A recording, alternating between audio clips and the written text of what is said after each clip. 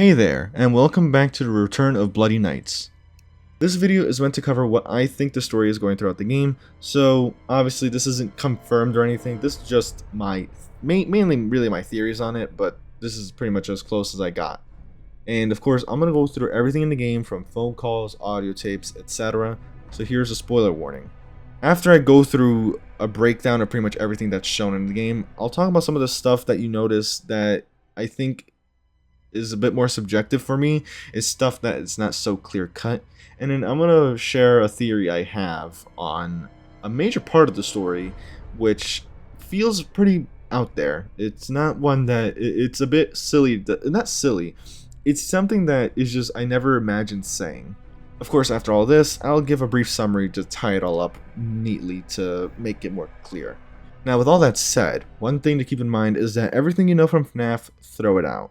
Because the way that the developers want you to experience the story, they want you to experience it separately from FNAF. So we're not going to be relying on any information from FNAF in order to evaluate what's happening in this game. The only times I'll refer to FNAF in general is either for details that are not super important, I think, to the story, or for Easter eggs. Mainly because both of those require FNAF knowledge in the first place, and I'm going to assume the story does not require FNAF. So with all that said, let's start at the beginning. When you launch the game for the first time, you see this. A short cutscene at Fredbear's Family Diner where Spring Bonnie is performing for guests, while you are inside what appears to be a Fredbear Springlock suit. Alive and well, you can hear yourself breathing, you can look around, but you don't seem to be moving anywhere. In fact, you appear to be sitting down, actually, and then the door closes, ending the cutscene. Now this is pretty brief, so there's nothing much to say on it now. I'll give my thoughts on this later and what I think is happening, but considering we just started, there's nothing to really say. So of course, let's start our week on Monday, June 27th. Our first phone call between Afton and Henry, we hear about a new animatronic project that Afton is working on. It's been a bit stressful, to be honest, but just busy with the new animatronic project. It's going really well, and I'm excited to finally open up my own restaurant. Of course, it's important to note that this is a restaurant by Afton, not a joint project between Afton and Henry, so it's not really associated with the Fazbear brand or Freddy's in general. Of course, Henry seems pleased to hear about the project going well for Afton, and talks about their recent success with Freddy's. However, Afton seems to have bigger goals for his restaurant. Yeah, I've heard. I'm actually a bit jealous, to be honest. I really want my place to be as successful, if not more successful, than Freddy's. It's important to note that at this point, at the very first phone call, Afton feels some sort of jealousy for the success that Henry has already, so I think that's going to be important to note that this is what Afton thinks of Henry early on. Now, of course, Henry brings up some interesting information about certain incidents happening between the animatronics and guests. I've been reading about some incidences at other restaurants where animatronics have been malfunctioning and causing harm to visitors. I want to make sure that our establishments are safe for everyone who comes through our doors. While Afton tries to comfort Henry about this, stating that he is taking the utmost care, Henry continues to insist on safety. Of course, throughout this first phone call, pretty introductory stuff. Doesn't seem like there's any bad blood between Henry and Afton. Everything's all well and good. And of course, with that said, we start our first shift. Now, the first audio tape mainly goes through the basics of the game, which is delivered by the CEO of Fazbear Entertainment, Waffle Brogy. Hello there, I'm Waffle Brogy, the CEO of Fazbear Entertainment. Now, one detail that Waffle mentions in this audio tape is one of the reasons why it's important for you to keep your guard up. And I want to inform you that our equipment here is very damn expensive. It's top-of-the-line stuff, and we've had our fair share of knuckleheads trying to break in at night. One thing to note about the animatronics is that they are meant to be activated because their new features are being tested, so them moving around the building should not be a surprise. Now, with all that said, let's look at our office. Within the office, there's a lot of different things you can see, such as a bunch of memorabilia in the stuffed prize corner behind you, portraits of Henry and Afton, a family portrait of Afton and his family, and a whole bunch of other little miscellaneous things. And so right off the bat, we can assume that at one point this was Afton's office, or still is, and we're simply occupying it for the night shift. However, here is where we get one of the bigger signs that something's going off with the, I guess, area, we'll say. Because as of June 27th, there's a newspaper clipping already out stating that kids have gone missing from a local pizzeria, which is shown on the right side of the desk in your office. It's also worth mentioning that in the office there is a keypad which you can punch numbers in, but as of now, the code's unknown and I haven't seen anything on it. So once you finish your shift, you do something rather interesting. You take out some sort of device and start scanning Fredbear. Of course, as you're scanning, nothing really seems to happen, and then you stop scanning, the shift ends. And with that said, we move on to Tuesday night. So on Tuesday night's phone call, Afton seems rather confident about the progress that he's made with his restaurant. Hey, Henry. Everything's going well. The animatronics are on track, and I'm confident about meeting our opening date. Despite this confidence, Henry insists on reminding Afton that safety remains a top priority in order to avoid any mistakes and no cutting corners. Of course, it's not only safety that Henry brings up, but other concerns regarding Afton's personal life. I've been hearing some worries from others that your methods of work could lead to some problems. They're also worried that your recent divorce might affect your judgment.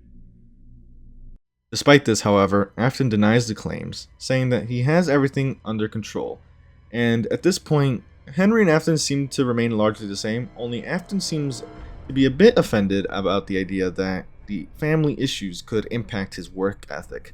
And despite this, though, he seems to appreciate the advice that Henry gives, so the relationship is still good, but this is like the one point where he gets slightly annoyed, but it's nothing really much to show for. And so, in our next audio tape, Waffle mentions that the main mascots, Fredbear and Spring Bonnie, are Springlock suits, and references the first Springlock incident in this game, where an employee got their legs crushed and was eventually sent to the hospital, but no fatalities as of this audio tape. You see, if you're not careful, it could crush your chest, and you'll bleed out until the dawn. We had an incident with one of our employees not too long ago. Poor guy ended up in a hospital bed with his legs crushed. It's tragic, but informative. We also learned that the puppet, a animatronic created by Henry, was added to the cast recently, but was stuffed in the prize corner behind you because it has apparently been causing trouble, but no further details really. Now it's important to note that on the same night that the puppet is added to the office, you start to see visions on the cameras. There's a chance throughout starting Tuesday that you start to see visions with images and messages such as "We died because of him," "Bring him here," "Springlock failure." And we're going to talk about these way more in depth later because a lot of these details are going to be much more relevant later on. Now, of course, when this night ends, we do the scanning again, but not with Fredbear, with Spring Bonnie this time. But of course, it yields no results, and we move on to Wednesday. For Wednesday night's phone call, Henry brings up some of the employees' concerns regarding previews of new animatronic designs. I wanted to touch base with you about something. I heard that some of the employees saw a preview of the new animatronics design, and they were a bit concerned that they looked a little too scary and robotic. However, once again, Afton pushes these concerns aside, saying that the final designs will be more child-friendly. Of course, Henry remains committed to safety and the guest's positive experience, and Afton starts talking about, interestingly enough, studies that he's been doing with child psychology.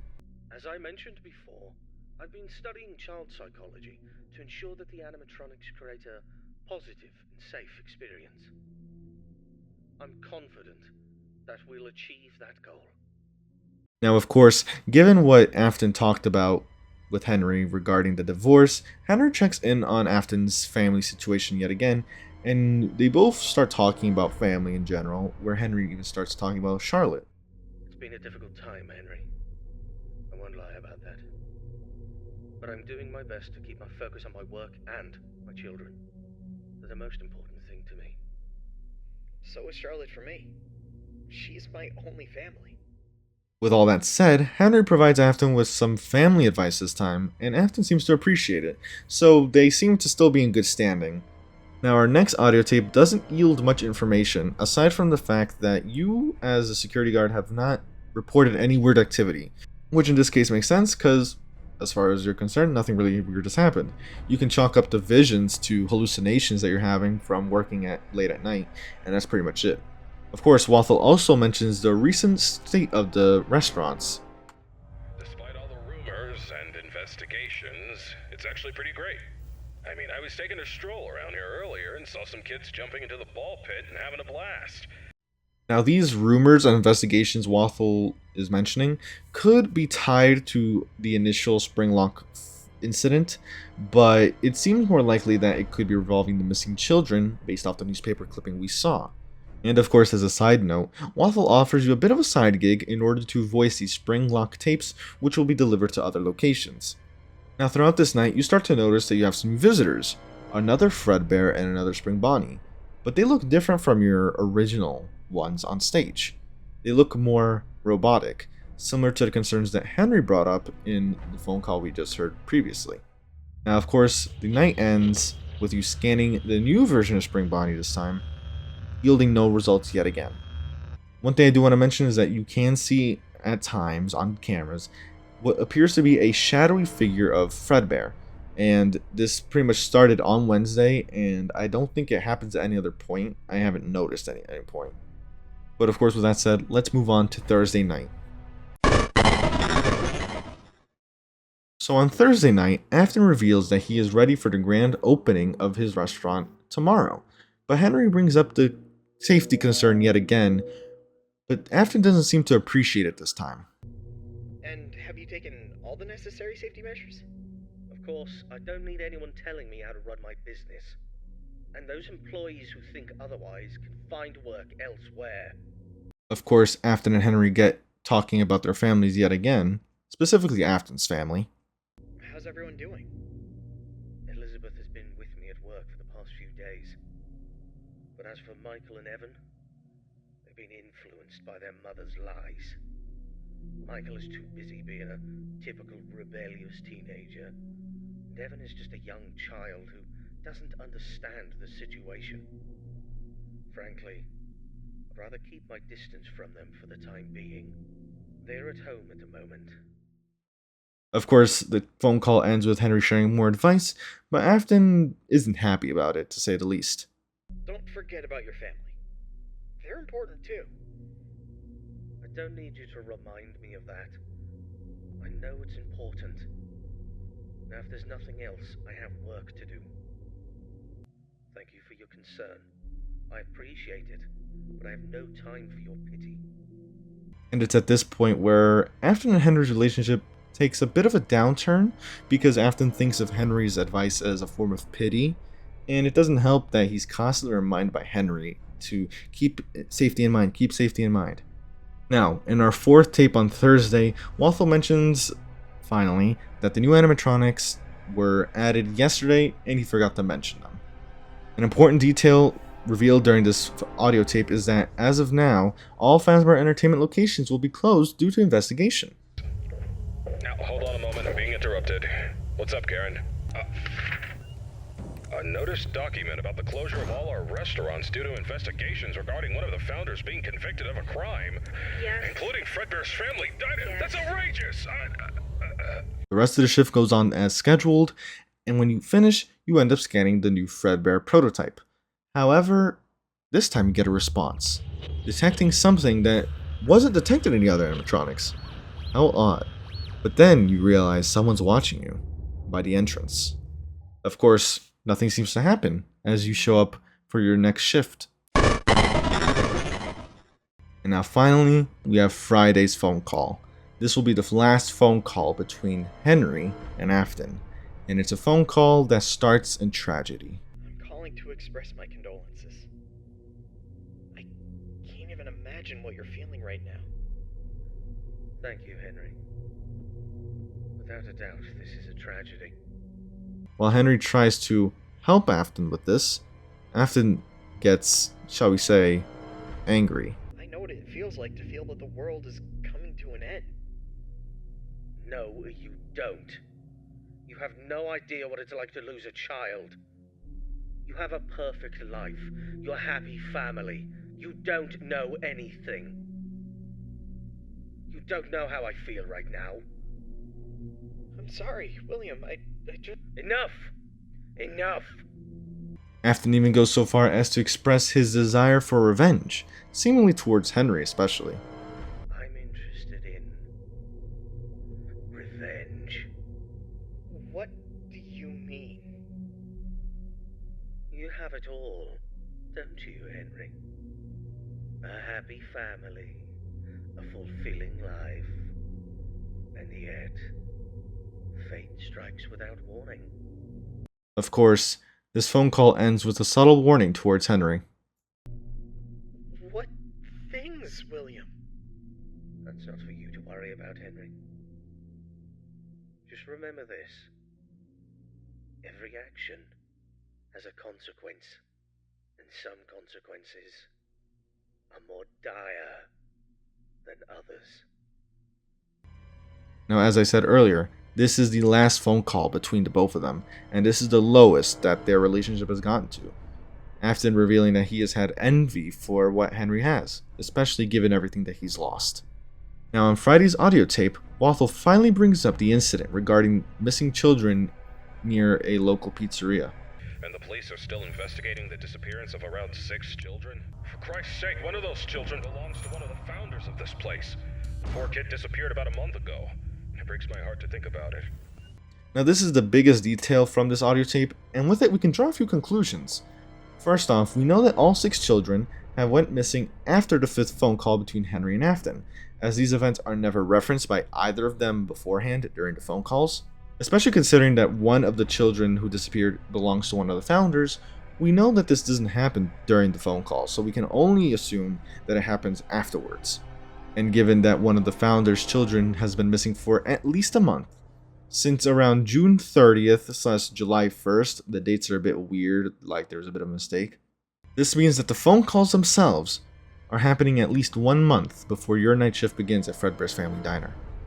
When you beat Friday night, you hear Afton speak, and he has a lot to say.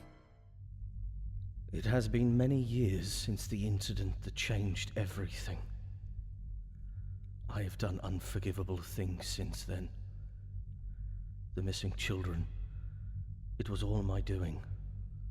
He reveals the true purpose of his animatronics. My animatronics were always meant to be more than mere entertainers. They were created to wield fear, to evoke terror, and bring forth the ultimate consequence, death. He talks about Elizabeth. Oh, Elizabeth, my sweet Elizabeth. She failed to listen to me, and she became the unfortunate victim of a programming error, a mere flaw in my creation. And how he pushed blame onto others for what happened to her. It's important to note that he could have blamed Henry as well, because Henry constantly reminded Afton about safety when it comes to the animatronics, which probably stung a lot when it comes down to the fact that his own daughter died as a result of a programming error, presumably by an animatronic. He even reveals that he was the one who killed Henry's daughter, Charlotte. And then there was Charlotte, Henry's daughter. I could not bear to see him bask in all his happiness and receive all the credit for our work. My jealousy consumed me, and I had to take matters into my own hands. Of course, after the deaths of the children, he manipulated the evidence. I meticulously crafted the evidence to make it appear as though Henry was the one responsible, for I had bigger plans in mind. Which explains who was the convicted founder during Thursday's audio tape. I have built a new place for my new creations. A place that will instill wonder and fear into the heart of all who bear witness. And soon, I will reveal what is coming next.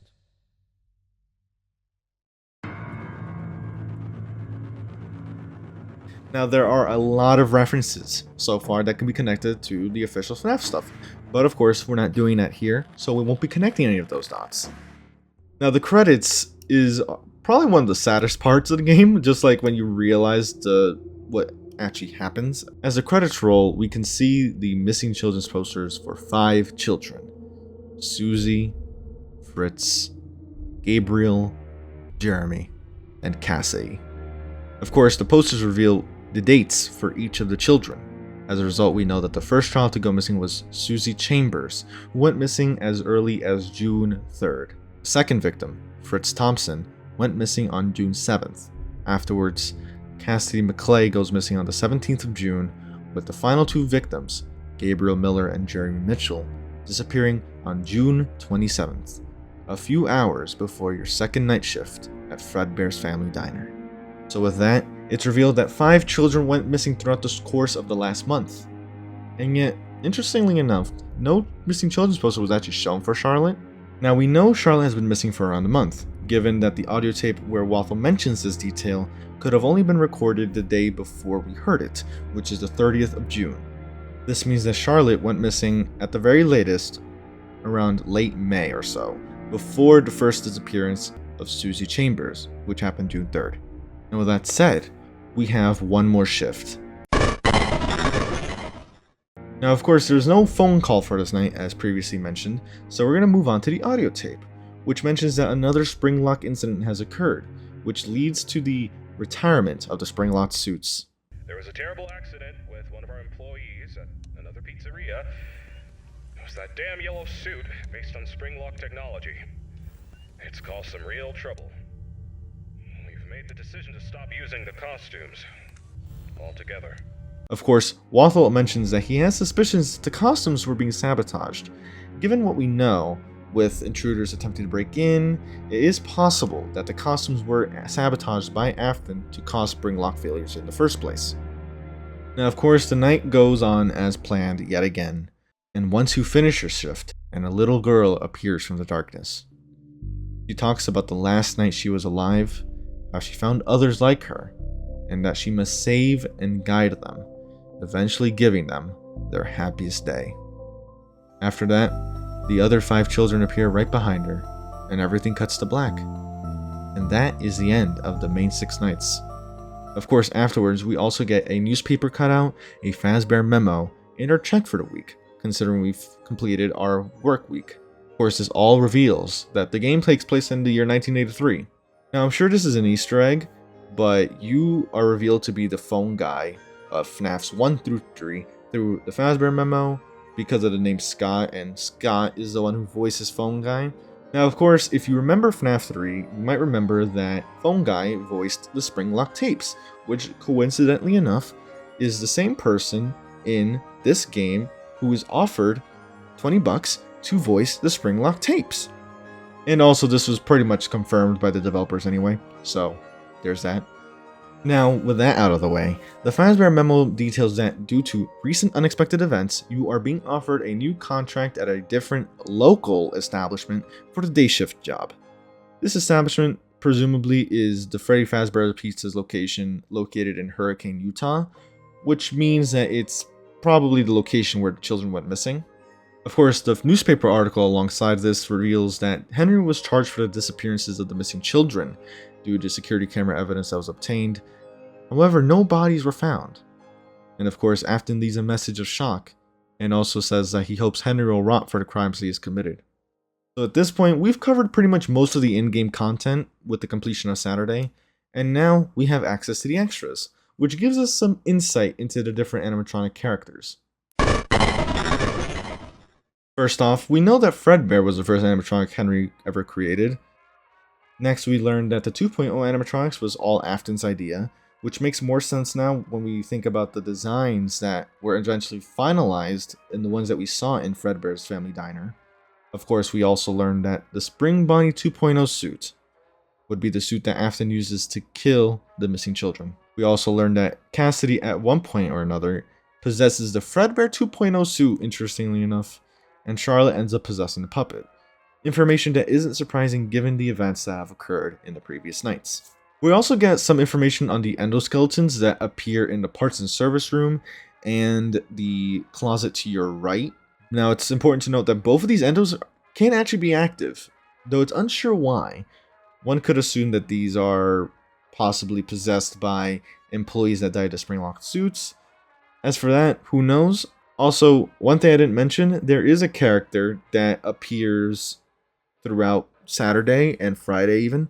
It's the Cupcake, which is surprisingly not mentioned by Waffle or the extras. Now all that's left are the remaining 2 cutscenes, which are unlocked by both completing the 420 mode for this game, as well as attempting every game mode at least once. So of course, the second cutscene, which starts off by Afton revealing his intentions behind everything that has happened so far. I found this. I made it. All of this was done in order to find something that even Henry couldn't understand. The last ingredient. Something called the spark of life. The most terrible accidents bear the most beautiful fruits. Which is likely referring to the Springlock incidents, or something to do with Springlock failures. Since those are considered to be accidents, it suggests that he intentionally played a role in causing them, since it would suit his plans.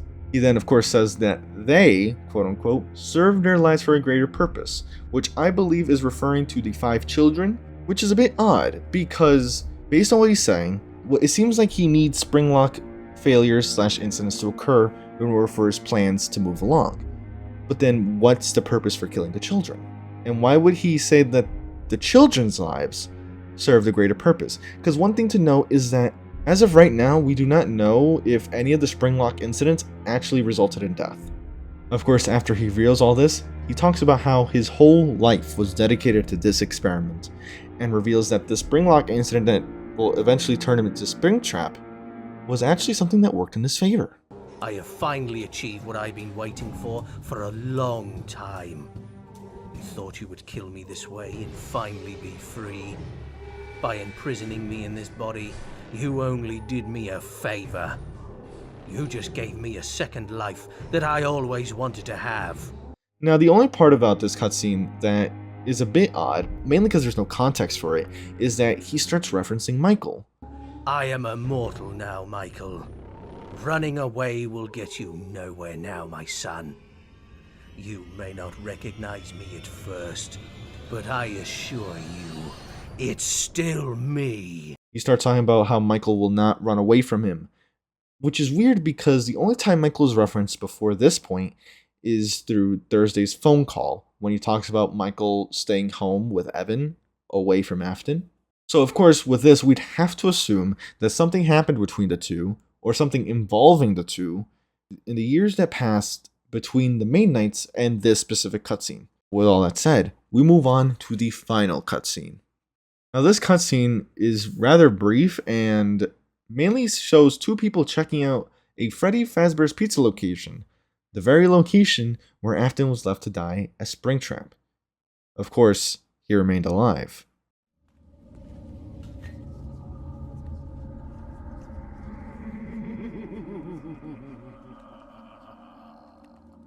And so with that is most of what the game presents you.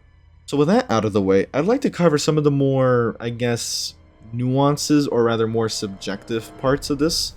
So let's talk about the first thing that I said I was going to talk about pretty much at the beginning. The opening cutscene. Now this to me is depicting the very first Springlock incident mentioned on Tuesday. We know that it can't be the second incident because it happened at another location, and it happened later in the week. Even if you assume that the opening cutscene happens after the second incident, we know it happens at Fredbear's Family Diner because you can see the doorway on the doorway where you see Spring Bonnie perform is the same doorway in Fredbear's Family Diner. It's a door that's literally right behind Fredbear. That's pretty much the only thing that I would say is pretty much easy to explain, and there's a bunch of points that I can't really explain, but I think is interesting because I think it's intentional. I'm going to try and go through these points as quickly as possible. First off, the loading screens. It's very easily assumed that these loading screens, right, are showing characters as they become active throughout the nights. But this isn't true. We know this for 2 reasons, the puppet and the cupcake. As far as I'm aware, the cupcake can be as active as early as Tuesday, yet isn't showcased on the loading screen until Friday night. Same goes for the puppet. The puppet starts being active as soon as Wednesday, yet is only lit up on the loading screen Saturday night.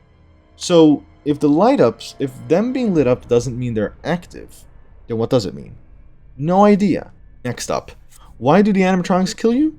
Who knows? They're testing out new features. The only thing you could possibly say is that the new features have like some weird kill program in them. The hell if I know. Another point to just ponder on, I guess. But nothing too, like, instrumental, I think. Maybe. Who knows? Now, of course, we haven't talked about the keypad. I can only assume the code is something important to Afton, given that it is his office. But I've tried a whole bunch of dates, and nothing.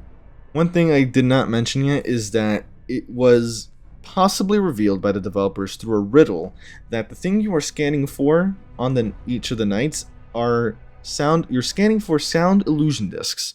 This was hinted at by a riddle that pretty much seems to be, like pointing at sound illusion discs.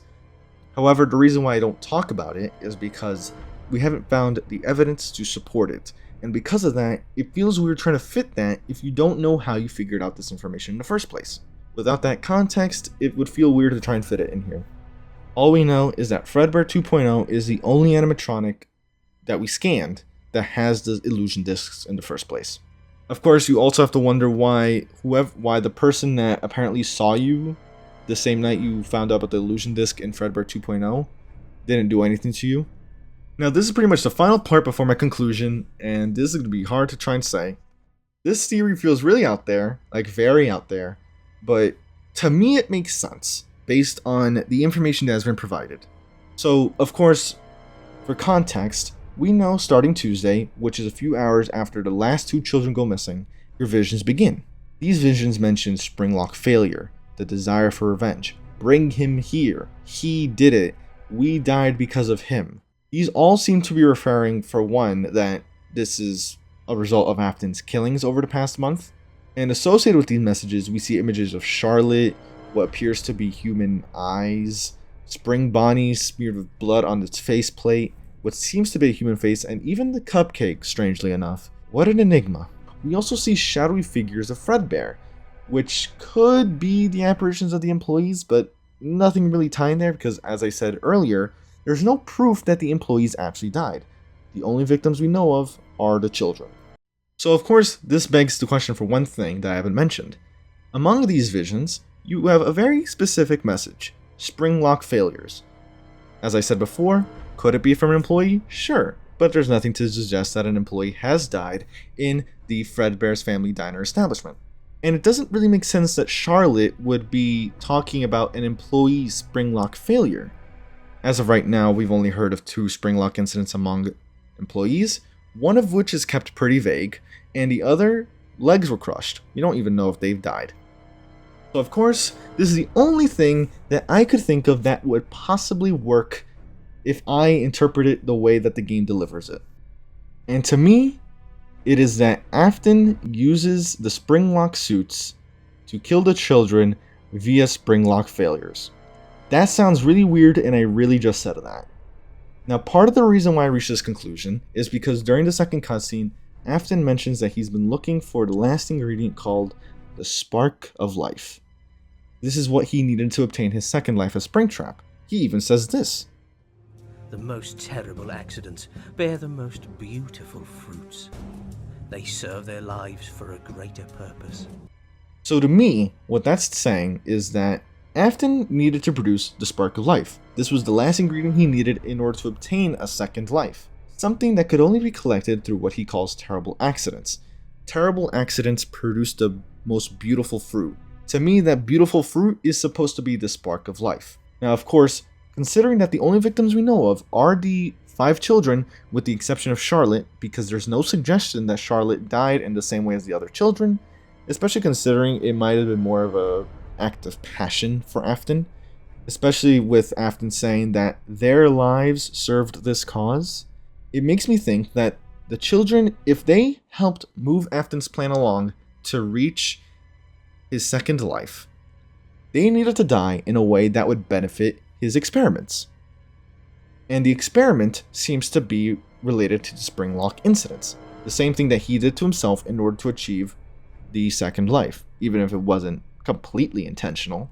So of course we have motive, okay, achieving the second life. opportunity. He lured the children. We know he lured the children into the back room where there would have been spring-locked suits. It's only after the second spring-lock incident that those suits get retired. But by that point, all the children are already gone.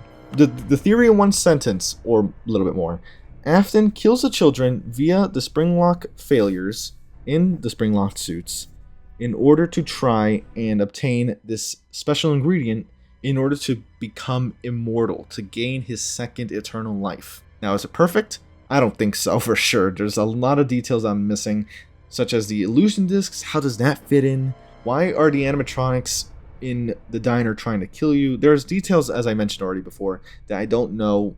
In terms of a story, though, to me, it's a rather interesting take. But of course, that's just a theory. So what is the story of this game in general? Despite the major theory thing I put out there, what is it at its core? Henry, Emily, and William Afton, once good friends and business partners, despite Afton's jealousy of Henry's success. Of course, Afton had quite a few downs with regards to his family, but everything changed when he lost his daughter, Elizabeth.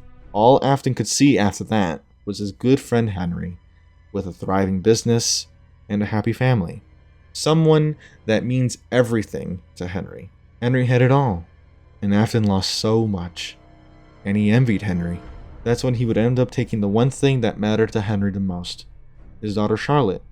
Of course, she wouldn't be the only victim, as 5 other children went missing throughout that fateful summer. But don't worry, the police found the culprit, or at least they think they did. Of course, Afton continued his work until he's met his due one day, trapped in the very suit he used to lure and kill his victims. It seems like justice was served in the end, or revenge. Or is this actually what Afton wanted from the beginning? Of course, this is my perspective on the story. Whether it's right or wrong, I kind of like this interpretation. But yeah, that's everything I managed to piece together, and I feel like I got that main story aspect pretty much right. Of course, the whole Afton Second Life thing feels like it works. It feels like it works, but I don't know if I'm missing anything. But of course, that is the end of this. I've been recording for 15 minutes. I'm going to find a way to nail this all down somehow. With that said, I hope you did enjoy. I hope to see you in another video. Game is in the description below, as always. Take care.